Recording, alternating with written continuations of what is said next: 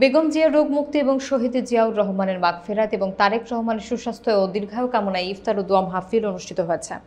পটুয়াখালী থেকে সঞ্জয় ব্যানার্জির প্রতিবেদনে বিস্তারিত। বেগম খালেদা জিয়ার রোগ মুক্তি এবং শহীদ জিয়াউর রহমানের আত্মার মাগফিরাত ও বিএনপির ভারপ্রাপ্ত চেয়ারম্যান তারেক রহমানের সুস্বাস্থ্য ও দীর্ঘায়ু কামনায় পটুয়াখালীর বাউফলে ইফতার ও দোয়া মাহফিল অনুষ্ঠিত হয়েছে। বৃহস্পতিবার বিকাল ৫টায় কালাইয়া মাধ্যমিক বিদ্যালয় মাঠে কালাইয়া ইউনিয়ন বিএনপির অঙ্গ এবং তার সহযোগী সংগঠনের আয়োজনে ইফতার ও দোয়া মাহফিল অনুষ্ঠিত হয়। কালাইয়া ইউনিয়ন বিএনপির সভাপতি জসিমউদ্দিন তুহিনের সভাপতিত্বে এবং সাধারণ সম্পাদক আতাহার উদ্দিনের সঞ্চালনায় প্রধান অতিথি ছিলেন কেন্দ্রীয় বিএনপির নির্বাহী কমিটির সহ দপ্তর সম্পাদক মোহাম্মদ মনির হোসেন।